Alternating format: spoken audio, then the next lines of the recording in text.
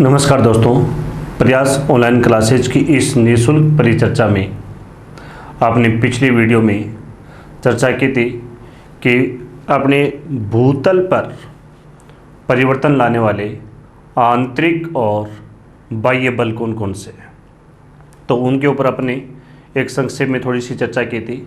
आज उसी कड़ी को अपन आगे बढ़ाते हुए अपने पार्टों में बहिर्जात बलों के ऊपर चर्चा करते हैं कि ये बहिर्जात बल कौन से हैं और इनसे अपने पृथ्वी के धरातल पर कैसे और किन रूपों में परिवर्तन होता है। तो इन बहिर्जात बलों की जब अपन बात करें तो देखिएगा दोस्तों कि पृथ्वी पर या भूतल पर परिवर्तन लाने वाले ये जो बल हैं, भूतल पर परिवर्तन लाने वाले ये जो बल हैं, इन बल के स्रोतों के आधार पर इनको आपने कितने भागों में डिवाइड किया था? दो। एक तो होते हैं कौन से? अंतर्जात बल। कौन से बल? अंतर्जात बल। और दूसरा होता है बहिर्जात बल। अंतर्जात बल और दूसरा बहिर्जात बल। आपने पढ़ा था कि अंतर्जात बल वो बल होते हैं जो पृथ्वी के आंतरिक भाग से उत्पन्न होते हैं, और जो बल अपने भूतल पर या धरातलीय सतह पर प्रभावी रहते हैं उन बलों को अपन क्या कहते हैं? बहिर्जात बल कहते हैं।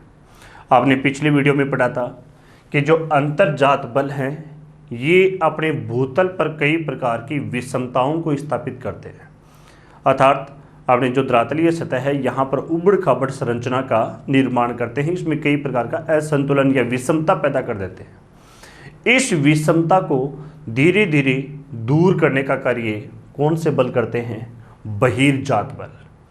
बहिर्जात बलों का कार्य है कि अंतर्जात बलों के द्वारा अपने पृथ्वी के धरातल पर जो विषमताएं पैदा की गई हैं उन विषमताओं को धीरे धीरे दूर करना, ये कार्य किसका होता है? बहिर्जात बलों का होता है। ये जो बहिर्जात बल हैं ये बल अपना कार्य, बहिर्जात बल अपना कार्य अन्नाच्छादन क्रिया से करते हैं। कौन सी क्रिया से करते हैं? अन्नाच्छादन। अन्नाच्छादन का मतलब क्या होता है? अन्नाच्छादन धरातलीय सतह पर चट्टानों का टूटना फूटना व उनका विखंडित चूर्ण दूसरे स्थानों पर स्थानांतरित होना, इसकी प्रोसेस को अपन क्या कहते हैं? अन्नाच्छादन। अर्थात धरातलीय सतह पर जो भी काट छांट की क्रिया चलती है वो सारी की सारी काट छांट की क्रिया तथा और इन विखंडित चूर्णों का दूसरे स्थानों पर स्थानांतरित होना, वो क्या कहलाता है? अन्नाच्छादन कहलाता है। इस अन्नाच्छादन के दो रूप हैं। अन्नाच्छादन के दो रूप हैं। पहला रूप है अपक्षय और दूसरा रूप है अपर्दन।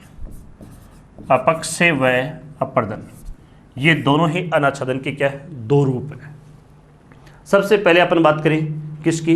अपक्षय की, कि अपक्षय क्या होता है, और फिर चर्चा करते हैं अपर्दन क्या होता है। तो अपक्षय की बात करें तो अपक्षय का मतलब होता है कि चट्टानों का यांत्रिक विघटन एवं रासायनिक वियोजन के द्वारा अपने ही मूल स्थान पर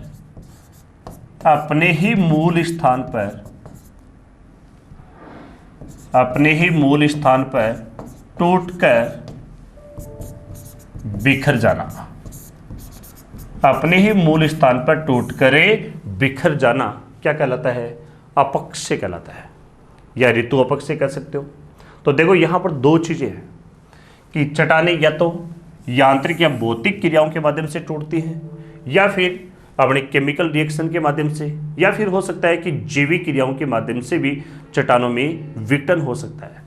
तो यांत्रिक या भौतिक विघटन, रासायनिक वियोजन या जैविक क्रियाओं के द्वारा यदि कोई चट्टान अपने ही मूल स्थान पर टूटकर बिखर जाती है तो उस स्थिति को अपन क्या कहते हैं? अपक्षय कहते हैं।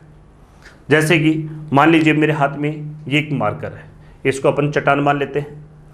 अब अगर इस चट्टान को, ये मार्कर है, इसको अपन ने क्या माना है? चट्टान का टुकड़ा। अब ये चट्टान या ये मार्कर है, इसको मैं यहीं पर किसी चाकू की सहायता से या किसी अन्य औजार की सहायता से काट दूं तो इसके टूटे हुए टुकड़े यहाँ पर मेरी हथेली के ऊपर ही शेष रहते हैं। इन टुकड़ों ने यहाँ से किसी दूसरे स्थान पर कोई गति नहीं की है, ये टूटे हुए टुकड़े अपने मूल स्थान पर ही है। तो ये प्रोसेस क्या कहलाएगी? अपक्षय कहलाएगी। तो ध्यान में रखना, अपक्षय में जो चट्टानें विघटित होती हैं, टूटती होती हैं, वो अपने मूल स्थान पर रहती है, वो दूसरे स्थान पर क्या नहीं करती? गति नहीं करती। अर्थात अपक्षय एक स्टैटिक प्रोसेस है, अर्थात अपक्षय एक स्थायी प्रक्रिया है, स्टैटिक प्रोसेस है। इसमें चट्टानें दूसरे स्थान पर गति नहीं करती। चट्टानों के जो टुकड़े हैं वो टूटकर अपने ही मूल स्थान पर रहते हैं, और मूल स्थान पर रहने के कारण ही ये क्या कहलाता है? अपक्षय कहलाता है। दूसरी बात, अपक्षय से किसी प्रकार की भू आकारों का निर्माण नहीं होता, क्योंकि जो चट्टान टूटती है वो अपने स्थान पर रहती है, वो वहां से स्थानांतरित हुई नहीं, और जब तक चट्टानों का स्थानांतरण नहीं होगा तब तक वहां पर भू आकारों का निर्माण नहीं होगा। तो ध्यान में रखना, अपक्षय से किसी प्रकार के भू आकार या लैंडफॉर्म का निर्माण नहीं होता, भू आकारों का निर्माण नहीं होता। तीसरी बात, यदि कोई चट्टान गुरुत्वाकर्षण बल के कारण अगर लुढ़क कर नीचे आ जाती है, जैसे मान लीजिए ये कोई चट्टान है, ये चट्टान यहां पर है, इसका कुछ हिस्सा बाहर निकला हुआ है। अब अगर ये बाहर का ये हिस्सा यहाँ से धीरे धीरे टूटकर या यहाँ से धीरे धीरे ये हिस्सा विखंडित होता है, तो ये विखंडित चूर्ण धीरे धीरे गुरुत्वाकर्षण बल के प्रभाव से कहाँ पर आएगा? नीचे आएगा। तो ये विखंडित चूर्ण अगर गुरुत्वाकर्षण बल के प्रभाव से नीचे आ रहा है तो अपन कहेंगे यहाँ पर तो गति हो रही है, जबकि अपक्षय में विखंडित चूर्णों की क्या नहीं होती? गति नहीं होती। तो ध्यान में रखना है, यदि अगर ये विखंडित चूर्ण नीचे की ओर गुरुत्वाकर्षण बल के प्रभाव से आ रहा है तब वो अपर्दन में शामिल नहीं होगा। किस में शामिल होगा? अपक्षय में शामिल होगा। तो ये तीसरी सबसे इंपॉर्टेंट इसकी बात है। तो अपक्षय का मतलब क्या होता है कि कोई भी चट्टान जो अपने मूल स्थान पर, चाहे भौतिक या यांत्रिक अपक्षय के माध्यम से हो, और चाहे रासायनिक अपक्षय के माध्यम से हो, और चाहे जैविक अपक्षय के माध्यम से हो, वो अपने मूल स्थान पर टूटकर बिखर जाती है, उसको अपन क्या कहते हैं? अपक्षय कहते हैं। जबकि अगर कोई चट्टान अपने स्थान से टूटकर चट्टान के टुकड़े दूसरे स्थानों पर गति करना शुरू कर देते हैं तो उस प्रोसेस को अपन क्या कहते हैं? अपर्दन कहते हैं। अर्थात अपर्दन एक डायनामिक प्रोसेस है, यह एक गतिशील प्रक्रिया है। जबकि आपने देखा कि अपक्षय में विखंडित चूर्ण का अपने परिवहन नहीं होता, अर्थात वो स्थानांतरित नहीं होते। अपने इसमें विखंडित पदार्थों का क्या नहीं होता? परिवहन नहीं होता अपक्षय में। जबकि अपर्दन में विखंडित पदार्थ हैं वो एक स्थान से उठकर दूसरे स्थान पर चले जाते हैं, क्योंकि यह एक गतिशील प्रक्रिया है। तो इस प्रकार अनाच्छादन है, दो रूपों में होता है, एक तो अपक्षय के रूप में और एक किसके रूप में होता है? अपर्दन के रूप में। आज के इस वीडियो में अपन यहाँ पर चर्चा करेंगे किसके ऊपर? अपक्षय के ऊपर। तो देखिएगा, अपक्षय की परिभाषा, चट्टानों का यांत्रिक विघटन एवं रासायनिक वियोजन के द्वारा अपने मूल स्थान पर टूटकर बिखर जाना, वो क्या कहलाता है? अपक्षय कहलाता है। यह अपक्षय तीन प्रकार से होता है, या अपन ये कह सकते हैं कि अपक्षय कितने प्रकार का है? तीन प्रकार का है। इसके तीन रूप हैं। तीन रूप कौन कौन से?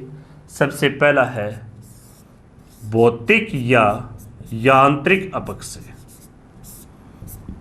भौतिक या यांत्रिक अपक्षय। दूसरा है रासायनिक अपक्षय, रासायनिक अपक्षय। और तीसरा है जैविक अपक्षय। तो अपक्षय तीन रूप से होता है: भौतिक या यांत्रिक अपक्षय, रासायनिक अपक्षय और जैविक अपक्षय। भौतिक या यांत्रिक अपक्षय किसको कहते हैं? यदि कोई चट्टान अपने मूल स्थान पर भौतिक या यांत्रिक शक्तियों के द्वारा टूटकर बिखर जाती है, तो उस अपक्षय को अपन क्या कहते हैं? भौतिक या यांत्रिक अपक्षय कहते हैं। जैसे इंसुलेशन है, सूर्यताप है, पवन है, अपने जल का द्रव रूप है, जल का ठोस रूप है, इन सब के कारण अगर कोई चट्टान अपने स्थान पर टूटकर बिखर रही है तो वो कौन सा अपक्षय कहलाएगा? भौतिक या यांत्रिक अपक्षय। दूसरा है कौन सा? रासायनिक अपक्षय। अगर कोई चट्टान केमिकल रिएक्शन के कारण अपने ही मूल स्थान पर टूटकर बिखर रही है, उसमें कोई ना कोई केमिकल रिएक्शन हो रही है, कोई ना कोई रासायनिक क्रिया हो रही है और उसके कारण उस चट्टान का विखंडन हो रहा है या विनियोजन हो रहा है, तो वो अपक्षय क्या कहलाएगा? रासायनिक अपक्षय कहलाएगा। और तीसरा है जैविक अपक्षय। इसका मतलब इसमें जीव जंतुओं की भूमिका होती है। तो वनस्पति या जीव जंतुओं के प्रभाव से यदि कोई चट्टान अपने ही मूल स्थान पर टूटकर बिखर जाती है तो उस अपक्षय को अपन क्या कहते हैं? जैविक अपक्षय कहते हैं। तो इस प्रकार अपक्षय के टोटल कितने रूप हुए? 3। एक भौतिक या यांत्रिक अपक्षय, दूसरा रासायनिक अपक्षय और तीसरा जैविक अपक्षय। अब यहाँ पर अपन एक एक के ऊपर चर्चा करते हैं कि भौतिक या यांत्रिक अपक्षय कैसे होता है, रासायनिक अपक्षय कैसे और जैविक अपक्षय कैसे। तो सबसे पहले चर्चा करते हैं भौतिक या यांत्रिक अपक्षय पर। भौतिक या यांत्रिक अपक्षय। तो देखो दोस्तों, इस भौतिक या यांत्रिक अपक्षय में कुछ फैक्टर होते हैं जिनके कारण चट्टानें अपने ही स्थान पर टूटकर बिखर जाती है, या अपन कहें कि चट्टानों का विखंडन हो जाता है। तो वो फैक्टर कौन कौन से हैं जो अपने भौतिक या यांत्रिक अपक्षय में उत्तरदायी है? तो उन फैक्टरों में अपन चर्चा करते हैं सबसे पहले तापमान पर, उसके बाद जल पर। जल के दोनों रूपों से होता है, द्रव रूप से भी और जल के ठोस रूप से भी होता है। जल के ठोस रूप से भी होता है, इसके अलावा पवन से भी होता है। तो ध्यान में रखना, तापमान, जल और पवन, इनके प्रभाव से अगर कोई चट्टान, या अपन कहें कि तापमान, जल और पवन की यांत्रिक शक्तियों के प्रभाव से अगर कोई चट्टान अपने ही स्थान पर टूटकर विखंडित हो जाती है तो वो अपक्षय कौन सा होता है? भौतिक या यांत्रिक अपक्षय होता है। इसमें सबसे पहले चर्चा करते हैं कि तापमान के कारण चट्टानें कैसे पिघलती हैं। तो देखो, तापमान के कारण जब किसी चट्टान के ऊपर दिन के समय गर्मी तेज रहती है, दिन के समय सूर्यताप अधिक रहता है, तो वहाँ पर चट्टानें दिन में सूर्यताप प्राप्त करके धीरे धीरे फैल जाती हैं। रात्रि के समय जब सूर्यताप कम होता है तो वही चट्टानें धीरे धीरे सिकुड़ जाती हैं। दिन के समय जब उनको सूर्यताप ज़्यादा मिलता है, 40 डिग्री सेल्सियस, 45 डिग्री सेल्सियस, तो इस टेम्परेचर पर धीरे धीरे चट्टानों के अंदर फैलाव शुरू हो जाता है। लेकिन रात्रि के समय जब इंसोलेशन कम मिलता है तो उस स्थिति में चट्टानों में वापस जुड़ाव शुरू हो जाता है। तो जब चट्टानें बार बार तापमान के कारण फैलेंगी, वापस सिकुड़ेंगी, फैलेंगी, सिकुड़ेंगी, तो उस स्थिति में चट्टानों में क्रैक बन जाते हैं और चट्टानों में क्रैक के कारण वो चट्टान धीरे धीरे अपने मूल स्थान पर ढीली हो जाती है और विखंडित हो जाती है। तो वह अपक्षय कौन सा होता है? भौतिक या यांत्रिक अपक्षय होता है। आपने ये उदाहरण अपन यहाँ पर एक इंसान के साथ भी ले सकते हैं। जब इंसान में गर्मी ज़्यादा होती है तो इंसान फैल जाता है, लेकिन जब इंसान में ठंड आती है तो वही इंसान वापस सिकुड़ जाता है। गर्मी ज़्यादा कब होती है? दिन के समय होती है, तो दिन के समय ज़्यादा गर्मी पाकर इंसान फैल जाता है, लेकिन रात्रि के समय ठंड के कारण वही इंसान वापस सिकुड़ जाता है। तो यही स्थिति अपने किसकी है? चट्टानों की है। मानव ने किससे प्रेरणा ली है? चट्टान से ही तो प्रेरणा ली है, प्रकृति से ही तो प्रेरणा ली है। दूसरा यहाँ पर है जल।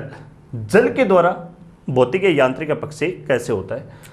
तो जल के जब अपन द्रव रूप की बात करें तो मान लीजिए अपने यहाँ पर ये कोई चट्टान है, चट्टानों के अंदर कई प्रकार के रंध्र होते हैं। इन रंध्रों में जब जल की बूंदें आकर गिरती है तो जल में यांत्रिक शक्ति होती है। तो जब चट्टान के अपने रंध्र या छिद्रों में अपने जल की बूंदें आकर गिरेंगी, जब वाटरफॉल होगा, तो इस वाटरफॉल की यांत्रिक शक्ति के कारण या यांत्रिक ऊर्जा के कारण अपने चट्टानों के जो कण हैं वो ढीले हो जाते हैं, छिद्रों के अंदर जो कण हैं वो ढीले हो जाते हैं। और बार बार जब चट्टानों के कण ढीले होते चले जाएंगे तो वह चट्टान धीरे धीरे कमज़ोर हो जाती है, और कमज़ोर होने के कारण वह अपने मूल स्थान पर टूट कर बिखर जाती है। तो ऐसा अपक्षय कौन सा अपक्षय होता है? भौतिक या यांत्रिक अपक्षय होता है। तीसरा, जल के द्वारा ठोस रूप में अपक्षय कैसे होता है? जल के ठोस रूप से जो अपक्षय है ये अपन को उन क्षेत्रों में देखने को मिलता है जहां पर दिन के समय जल द्रव रूप में रहता है और रात्रि के समय जल ठोस रूप में अर्थात बर्फ के रूप में रहता है। ऐसी स्थिति आपको पृथ्वी के दोनों गोलार्धों में 60-65 डिग्री अक्षांशों के आसपास के क्षेत्रों में मिलती है। या अपन कहें कि मध्य अक्षांश के जो उच्च क्षेत्र हैं उन क्षेत्रों में आपको जल के ठोस रूप के द्वारा चट्टानों में अपक्षय की क्रिया ज़्यादा देखने को मिलती है। ये स्थिति देखो कैसे होती है। अब ये मान लीजिए कोई चट्टान है, या अपन यहाँ पर ये कहें कि ये कोई चट्टान है और इस चट्टान के बीच में यहाँ पर ये कोई रंध्र बना हुआ है। इस चट्टान के बीच में ये कोई रंध्र या छिद्र है। जब दिन के समय यहाँ पर वायुमंडलीय जल है वो यहाँ पर आएगा, दिन के समय जब वायुमंडलीय जल यहाँ पर आएगा तो ये वायुमंडलीय जल यहाँ पर द्रव रूप में इन छेदों में चला जाता है।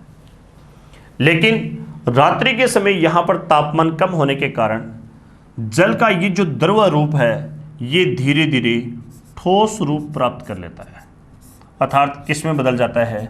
बर्फ में बदल जाता है। दिन के समय सामान्य तापमान के कारण यहाँ पर जल द्रव रूप में रहता है, लेकिन रात्रि के समय इन्हीं छिद्रों के अंदर ये जो जल है ये ठोस रूप अर्थात बर्फ के रूप में परिवर्तित हो जाता है। आप सभी को पता है कि बर्फ का जो वॉल्यूम है वो क्या होता है? ज़्यादा होता है। वॉल्यूम यानी आयतन। तो बर्फ का वॉल्यूम या आयतन ज़्यादा होने के कारण अपने इस चट्टान की छिद्र में जो यहाँ पर बर्फ का पृष्ठीय तनाव बढ़ेगा, और जब बर्फ का पृष्ठीय तनाव बढ़ेगा तो धीरे धीरे ये चट्टान यहाँ से कमज़ोर हो जाएगी, और कमज़ोर होने के बाद अपने ये मूल स्थान पर टूट कर बिखर जाएगी। क्योंकि यहाँ पर धीरे धीरे इन टुकड़ों के अंदर या इन छिद्रों में अपने चट्टान की चूर्ण धीरे धीरे अलग होते रहेंगी। फिर दिन के समय जब यहाँ से हवाएं चलेंगी तो ये हवाएं इन चूर्णों को यहाँ से बाहर भगा के ले जाएंगी। फिर वापस अपने शाम के समय यहाँ पर ओस की बूंदें इन खड्डों में गिरकर या इन छिद्रों में गिरकर जमा हो जाएंगी। रात के समय ये बूंदें वापस ठोस रूप में परिवर्तित होंगी। फिर तनाव बढ़ेगा, पृष्ठ तनाव बढ़ेगा, और पृष्ठ तनाव बढ़ेगा तो चट्टान की छिद्र धीरे धीरे और चौड़े होते चले जाएंगे, जिसके कारण ये चट्टान कमज़ोर हो जाती है, और ऐसी कमज़ोर चट्टान जल्दी ही अपने मूल स्थान पर विखंडित हो जाती है। तो ये प्रोसेस अपनी किसके द्वारा होती है? जल के ठोस रूप के द्वारा होती है, जो अपन को मध्य अक्षांशों में देखने को मिलती है। अर्थात 60-65 डिग्री जो अक्षांश हैं उन क्षेत्रों में अपन को अपक्षय की क्रिया जल के ठोस रूप के माध्यम से देखने को मिलती है। फिर अपन चर्चा करते हैं पवनों की, कि पवनों के द्वारा अपक्षय कैसे होता है। तो अपने विश्व में कर्क रेखा और मकर रेखा के सारे जो हॉट डेजर्ट हैं, इन हॉट डेजर्ट में चट्टानों पर अधिकांशतः अपक्षय किसके द्वारा देखने को मिलता है? पवनों के द्वारा देखने को मिलता है। ये जो हॉट डेजर्ट होते हैं यहाँ पर अपने तेज गति से हवाएं चलती है, और ये हवाएं चट्टानों के ऊपर लगातार घर्षण करती हुई जाती है। जब चट्टानों का अपने इन तेज पवनों का चट्टानों पर लगातार घर्षण बना रहता है तो उस घर्षण के कारण चट्टान के जो टुकड़े हैं वो धीरे धीरे अपने मूल स्थान से अलग हो जाते हैं, या अपने मूल चट्टान से धीरे धीरे पृथक होने शुरू हो जाते हैं, जिससे वह चट्टान कमज़ोर होने लगती है। तो ऐसा अपक्षय कौन सा कहलाता है? भौतिक या यांत्रिक अपक्षय कहलाता है। तो दोस्तों ध्यान में रखना, भौतिक या यांत्रिक अपक्षय तापमान के द्वारा हो सकता है, जल के द्रव रूप के द्वारा भी हो सकता है, जल के ठोस रूप के द्वारा भी हो सकता है और पवन के द्वारा भी हो सकता है। अपना दूसरा अपक्षय है रासायनिक अपक्षय। कौन सा? रासायनिक अपक्षय।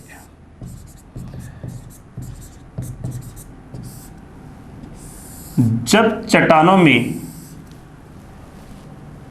विखंडन या वियोजन, जब चट्टानों में विखंडन या वियोजन अपनी किसी केमिकल रिएक्शन के कारण होता है, केमिकल यानी रासायनिक क्रिया के द्वारा होता है, तो उस अपक्षय को अपन क्या कहते हैं? रासायनिक अपक्षय कहते हैं।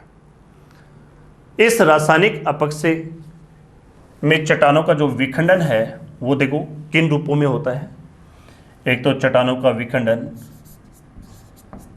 जल की घुलनशीलता शक्ति के कारण होता है, एक ऑक्सीकरण के द्वारा होता है, ऑक्सीकरण रासायनिक अभिक्रिया के द्वारा, एक कार्बोनेटीकरण, कार्बोनेटीकरण, एक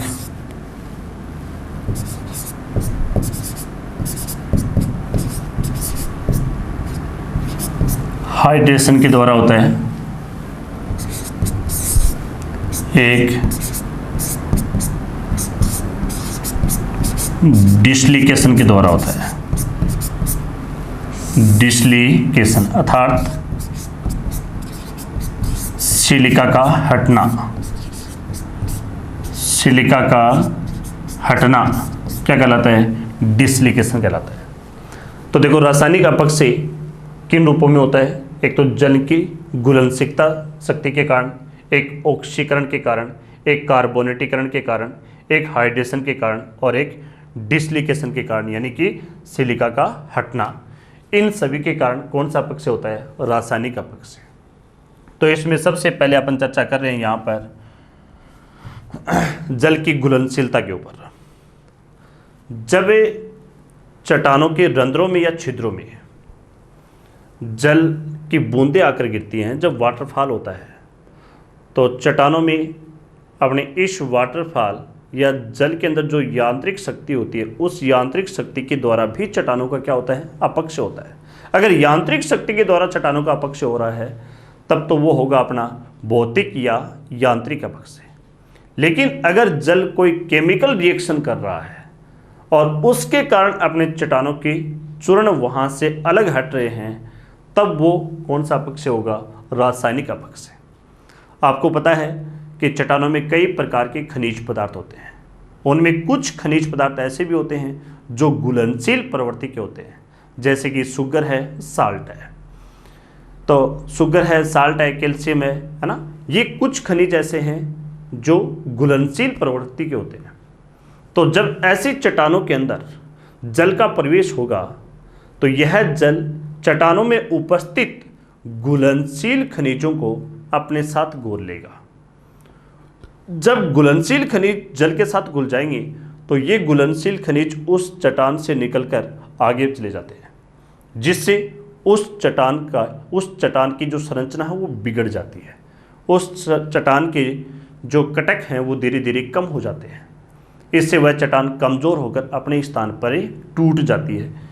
ये स्थिति किसके कारण होती है? जल की घुलनशीलता के कारण होती है। दूसरी बात, ऑक्सीकरण। ऑक्सीकरण का प्रभाव आपको उन क्षेत्रों में देखने को मिलेगा जहां पर लोह युक्त चट्टानें क्या है? ज्यादा है। लोह युक्त चट्टानों पर जो सबसे ज्यादा अपक्षय होता है वो कौन सी क्रिया से होता है? ऑक्सीकरण क्रिया से होता है। अब देखो इस ऑक्सीकरण क्रिया में क्या होता है? इस जहां पर लोह युक्त चट्टान होती है, इन चट्टानों में किसकी मात्रा होती है? फेरस की मात्रा होती है, अर्थात आयरन की मात्रा होती है। जब इस फेरस के साथ यानी इस लोहे के साथ अपने ऑक्सीजन क्रिया कर लेती है। जब फेरस के साथ ऑक्सीजन क्रिया कर लेती है तो उस स्थिति में यहाँ पर ऑक्साइड का निर्माण हो जाता है। किसका निर्माण हो जाता है? ऑक्साइड, जिसको अपन आम भाषा में बोलते हैं जंग। ये स्थिति होती कब है? जब वायुमंडल में आर्द्रता की मात्रा क्या हो? ज़्यादा हो। तो ध्यान से देखना आप, जब वायुमंडल में नमी अथवा आर्द्रता की मात्रा अधिक होती है तो उस स्थिति में ऑक्सीजन ज़्यादा सक्रिय होकर लोहे के साथ क्रिया कर लेती है। जब ये ऑक्सीजन लोहे के साथ क्रिया करती है तो वहाँ पर लोहा ऑक्साइड का निर्माण होता है। किसका निर्माण होता है? लोहा ऑक्साइड का निर्माण होता है, जिसको अपन आम भाषा में क्या बोलते हैं? जंग। लेकिन जो ये शुष्क मौसम आता है तो यह लोह ऑक्साइड अपने मूल चट्टान से क्या हो जाता है? अलग हो जाता है, जिसके कारण वह चट्टान धीरे धीरे कमजोर होने लगती है और कमजोर होकर अपने स्थान पर टूटकर बिखर जाती है। तो इस रिएक्शन को अपन क्या बोलते हैं? ऑक्सीकरण कहते हैं। तो ध्यान में रखना, ऑक्सीकरण क्रिया से जो चट्टानों का विघटन है वो सबसे ज़्यादा कहाँ पर होता है? लोहयुक्त चट्टानों में। आपको ध्यान में रखना है कि जहाँ पर लोहयुक्त चट्टानें होती हैं वहाँ पर वायुमंडल में आर्द्रता अधिक होने पर ऑक्सीजन है वो लोहे के साथ क्रिया कर लेती है, जिसके कारण किसका निर्माण होता है? लोह ऑक्साइड अर्थात जंग का निर्माण होता है। अब जो ये शुष्क मौसम आता है तो ये लोह ऑक्साइड अपने मूल चट्टान से अलग हो जाता है, जिसके कारण वह मूल चट्टान अपने स्थान पर टूटकर बिखर जाती है। तो ये अभिक्रिया कौन सी कहलाती है? ऑक्सीकरण अभिक्रिया है। इसके उदाहरण स्वरूप अगर अपन देखें तो आप देख सकते हो कि अपने इन्वायरमेंट के अंदर, अपने भारत में अर्थात स्पेशली अपने राजस्थान के इस क्षेत्र में, यहाँ पर अपन देखते हैं कि जुलाई अगस्त का जो समय होता है ये मानसून का समय होता है। और जुलाई अगस्त के इस मानसून के समय में वायुमंडल में आर्द्रता ज़्यादा रहती है। और जब वायुमंडल में आर्द्रता ज़्यादा रहती है तो उस स्थिति में अपन देखते हैं कि अपने घरों के बाहर कोई भी जो लोहे की वस्तु रखी होती है तो उसके ऊपर जंग जल्दी लगता है।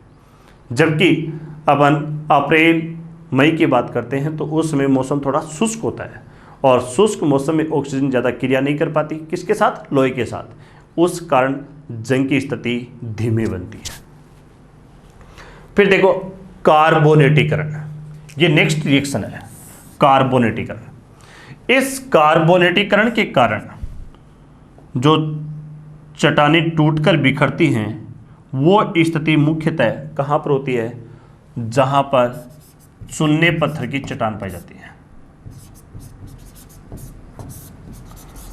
जिन क्षेत्रों में चूने पत्थर की चट्टानें हैं अर्थात जो क्रस्ट स्थलाकृतियां हैं, वहां पर जो अपक्षय की क्रिया देखने को मिलती है वो किसके कारण होती है? कार्बोनेटीकरण के कारण होती है। इस कार्बोनेटीकरण में क्या होता है कि कार्बन डाइऑक्साइड है, CO2 है, वो चट्टानों में उपस्थित कैल्शियम के साथ क्रिया कर लेती है। और जब CO2 कैल्शियम के साथ क्रिया करती है तो कैल्शियम बाइकार्बोनेट का निर्माण होता है। किसका निर्माण होता है? Calcium bicarbonate. और यह कैल्शियम बाइकार्बोनेट धीरे धीरे जल के द्वारा वहाँ से बाहर निकाल दिया जाता है, जिसके कारण वो मूल चट्टान वहाँ पर कमज़ोर हो जाती है और कमज़ोर होकर अपने मूल स्थान पर विखंडित हो जाती है। तो ये प्रोसेस अपनी क्या कहलाती है? कार्बोनेटीकरण। तो आपको ध्यान में रखना है, कार्बोनेटीकरण से या कार्बोनेटीकरण अभिक्रिया से अपक्षय की स्थिति कहाँ पर देखने को मिलती है? चूने पत्थर की चट्टानों में।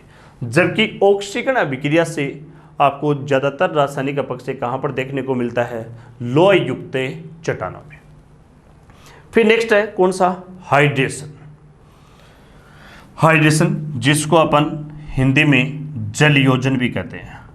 हाइड्रेशन को आप क्या कह सकते हो? जले योजन। अब देखो हाइड्रेशन से अपक्षय कैसे होता है। कोई भी चट्टान है वो कई प्रकार के खनिज पदार्थों से मिलकर बनी होती है। तो उस चट्टान में कुछ खनिज पदार्थ ऐसे होते हैं जो घुलनशील प्रवृत्ति के होते हैं। हाइड्रेशन जिसको अपन क्या कहते हैं? जल योजन। तो हाइड्रेशन से देखो रासायनिक अपक्षय कैसे होता है। अपनी कुछ चट्टानें ऐसी होती हैं जिनकी नमी या जल धारण क्षमता अधिक होती है। तो जिन चट्टानों की नमी या जल की धारण क्षमता अधिक होती है, वहाँ पर जब पानी पर्याप्त रूप में आकर जमा हो जाता है, तो पानी के ज़्यादा जमा होने से वो चट्टान परिपूर्ण रहती है। लेकिन जो ही वहाँ पर शुष्क मौसम आता है, तो वहाँ पर उस चट्टान को पर्याप्त पानी नहीं मिल पाता, जिसके कारण उस चट्टान में धीरे धीरे क्रैक बनने शुरू हो जाते हैं, चटकन बननी शुरू हो जाती है, और इस क्रैक के कारण वो चट्टान अपने स्थान पर टूट कर बिखर जाती है।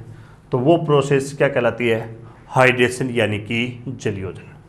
वही स्थिति है अगर कोई प्यासा आदमी है जिसको पानी की प्यास अधिक लग रही है, और अगर उसको पानी नहीं मिलेगा तो वह इंसान धीरे धीरे क्या हो जाएगा? कमज़ोर हो जाएगा। ये प्रोसेस अपने यहाँ पर चट्टानों के साथ में होती है।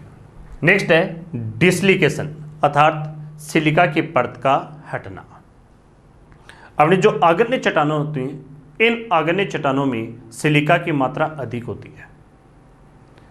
जब इन आग्नेय चट्टानों के पास पर्याप्त मात्रा में आकर जल इकट्ठा हो जाता है, तो यह जल आग्नेय शैलों में सिलिका के अलावा अन्य जो तत्व हैं या अन्य जो खनिज हैं, उन खनिजों को किसी न किसी खनिज को अपने उस चट्टान से अलग करके अपने साथ बहा ले जाता है, जिसके कारण वहाँ पर सिलिका युक्त जो चट्टान है वो धीरे धीरे कमज़ोर पड़ जाती है और वो सिलिका भी वहाँ से अलग हट जाती है। इस प्रोसेस को अपन क्या कहते हैं? डिसलिकेशन कहते हैं। और सिलिका के अलग हटते ही वो अपनी चट्टान वहाँ पर टूटकर बिखर जाती है। तो इस प्रकार आपने देखा कि रासायनिक अपक्षय जल की घुलनशीलता के कारण भी होता है, ऑक्सीकरण के कारण होता है, कार्बोनेटीकरण के कारण होता है, हाइड्रेशन के कारण होता है और डिसलिकेशन के कारण होता है। डीट एग्जाम में आपको स्पेशली ये ध्यान में रखना है कि ऑक्सीकरण के द्वारा जो रासायनिक अपक्षय है वो कहाँ पर होता है? लोह युक्त चट्टानों में। कार्बोनेटीकरण के द्वारा जो रासायनिक अपक्षय है वो चूने पत्थर की चट्टानों में। हाइड्रेशन है अर्थात जलयोजन, इसके द्वारा जो अपक्षय है वो उन चट्टानों में होता है जिनकी जल की धारण करने की क्षमता अधिक होती है। जैसे फॉर एग्जाम्पल अपने पास गुड़ का कोई ठेला है, गुड़ काफ़ी क्या होता है? कठोर होता है। या फिर आप साल्ट की बात कर सकते हो, साल्ट के आपके पास कोई ठोस चट्टान है, मजबूत चट्टान है, चाहे आप चूने पत्थर की बात कर सकते हो। तो अगर साल्ट की कोई मजबूत चट्टान अपने पास में है और उस चट्टान के अंदर अगर अपन थोड़ा सा पानी डालेंगे तो वो साल्ट की चट्टान उस पानी को अवशोषित कर लेगी और उसमें कोई खास प्रभाव नहीं पड़ेगा। लेकिन यदि उसके अंदर आपने बहुत सारा पानी डाल दिया तो अब वो चट्टान धीरे धीरे क्या हो जाएगी? मुलायम हो जाएगी। और मुलायम होने के बाद अब जब उस चट्टान को वापस पानी नहीं मिलेगा तो उसके अंदर क्रैक बन जाएंगे और क्रैक बनने के कारण वो चट्टान टूट जाएगी। ये स्थिति आपने यहाँ पर किसकी होती है? डिसलिकेशन। डिसलिकेशन से जो रासायनिक अपक्षय होता है वो हमेशा यानी कि मोस्ट ऑफली रासायनिक अपक्षय कौन सी चट्टानों में होता है? आग्नेय चट्टानों में होता है। और इन आग्नेय चट्टानों की भी अगर अपन बात करें तो वो आग्नेय चट्टान जिसमें सिलिका की मात्रा क्या होती है? ज़्यादा होती है। तो आपने पढ़ा था आग्नेय चट्टान रासायनिक संगठन के आधार पर जो आग्नेय चट्टानें हैं वो मुख्यतः कितने प्रकार की होती हैं? 4 प्रकार के। तो अम्लीय जो आग्नेय चट्टान होती हैं उनमें सिलिका की मात्रा अधिक पाई जाती है। तो अम्लीय आग्नेय शैलों में सबसे ज़्यादा प्रोसेस होती है डिसलिकेशन की। हालांकि देखो जो अन्य जो अपने बेसिक के या अपन ये कहें कि जो क्षारीय लवा आग्नेय चट्टान हैं उनमें भी सिलिका की मात्रा होती है, तो उसमें भी ये प्रोसेस हो सकती है। लेकिन ज़्यादातर ये डिसलिकेशन प्रोसेस कौन सी चट्टानों में होती है? अम्लीय आग्नेय चट्टानों में होती है।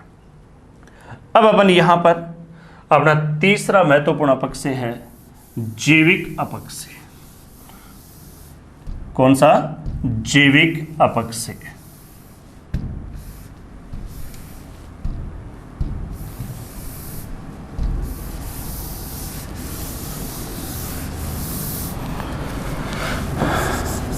तीसरा है जैविक अपक्षय।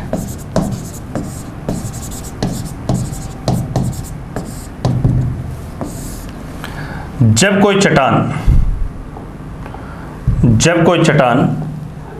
अपने मूल स्थान पर जीव जंतु या वनस्पति के प्रभाव से टूटकर विखंडित होती है तो उस अपक्षय को अपन क्या कहते हैं? जैविक अपक्षय। तो ध्यान में रखना, जैविक अपक्षय में जीव जंतु या वनस्पतियों का प्रभाव होता है। जीव जंतु या वनस्पतियों के प्रभाव से अगर कोई चट्टान अपने स्थान पर टूटकर बिखरती है तो उस अपक्षय को अपन क्या कहते हैं? जैविक अपक्षय कहते हैं। फॉर एग्जाम्पल, आपने देखा होगा जब जीव जंतु की अपन बात करें तो कई चट्टानों के ऊपर ऐसे जीव जो चट्टानों के अंदर बिल बनाकर निवास करते हैं। तो अगर किसी चट्टान के ऊपर, चाहे वो चूहा है या अन्य कोई जानवर है, उन्होंने चट्टानों के अंदर बहुत सारे बिल बना रखे हैं, तो उस स्थिति में अपने चट्टान के अंदर बड़े बड़े छिद्र बन जाते हैं और बड़े बड़े छिद्र बनने के कारण वह चट्टान कमज़ोर हो जाती है और कमज़ोर होने के कारण वह चट्टान टूट जाती है। तो कौन सा अपक्षय है? जैविक अपक्षय है।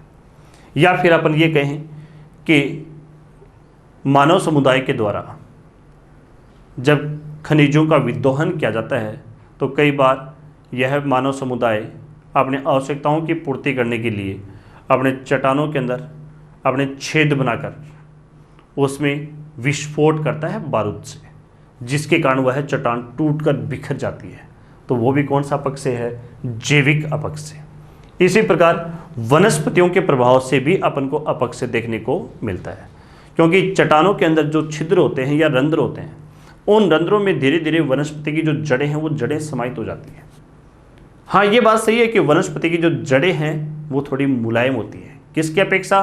चट्टानों की अपेक्षा। लेकिन ये मुलायम जड़ भी अपने चट्टानों में दरार पैदा कर देती है, जिसके कारण वह चट्टान कमज़ोर हो जाती है और अपने स्थान पर टूटकर बिखर जाती है। तो ये अपक्षय कौन सा अपक्षय कहलाता है? जैविक अपक्षय। तो इस प्रकार दोस्तों आपने बहिर्जात बलों में अनाच्छादन प्रोसेस में आज चर्चा की है किसके ऊपर? ऋतु अपक्षय पर।